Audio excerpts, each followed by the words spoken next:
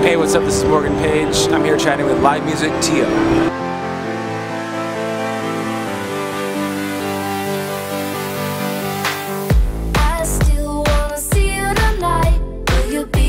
I think the first thing that got me into producing DJing was college radio. That was like the first initial thing where I heard it. I grew up in Vermont and I heard college radio playing electronic stuff, playing mix shows, and I never heard the music before. So got into that, and then did mix shows in college radio as a high school student, and then started to do playing to clubs because I wanted to see my audience. So it just kind of grew from there.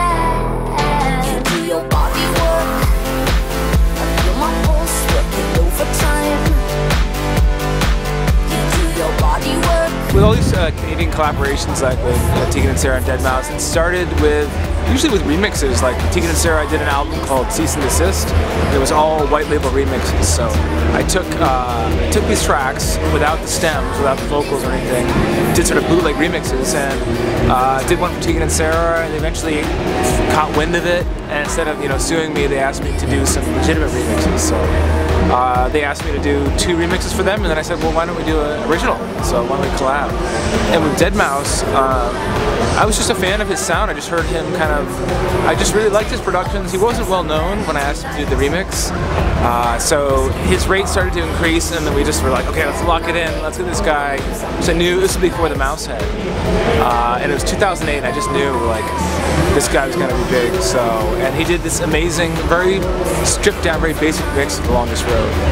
And it just kind of took off from there. It's a huge honor to get the nominations and to have your work recognized, especially since you only have one shot. So like each year, you only have one chance to get that Grammy nomination, unless you do like a live album later on. So every year, the songs go through and you're crossing your fingers and you hope something will happen. So it was a big shock. It was awesome. It was awesome to be on both sides of the table, to have Deadmau5 get the official nomination for remix of my original, and then my remix of someone else's original get nominated. It was kind of cool. I don't think you see a radical shift in everything, but I think it's just a nice little, no one can take that away from you. It's a nice little bullet point, and they'll put it on the club flyers and stuff, so nice to have.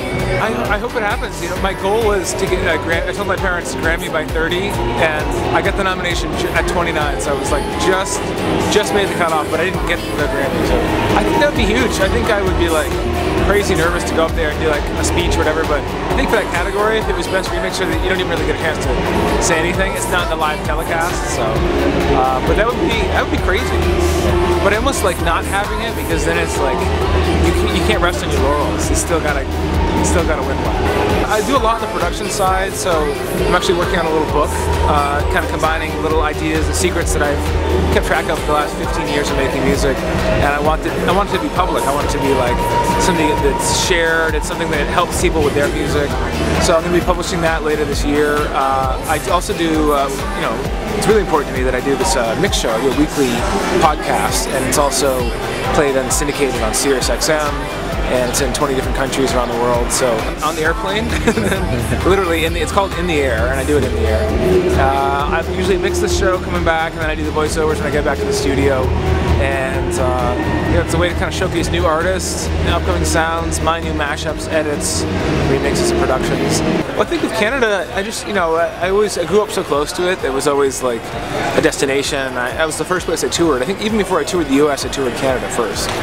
And I think that people just got into it before the US in a lot of ways, even though house and techno kind of came from the borders of like Detroit, Chicago, very close to Canada. Canadians just got into it.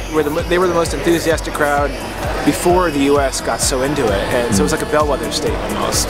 The guys that are really inspiring me are ones that are my age or younger right now, actually. Like I think Deadmau5 still inspires me. I think Avicii, Afrojack, and some of these really young guys like Madion are doing amazing things. So it's just so cool to see these guys. It's almost like they come out of nowhere, even though they've been doing music for 10, 15 years.